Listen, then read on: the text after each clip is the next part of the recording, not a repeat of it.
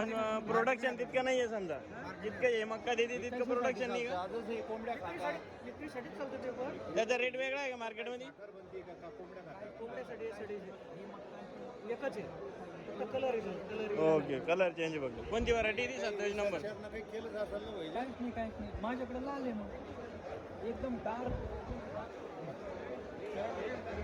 हे कोणता वांगे आहे?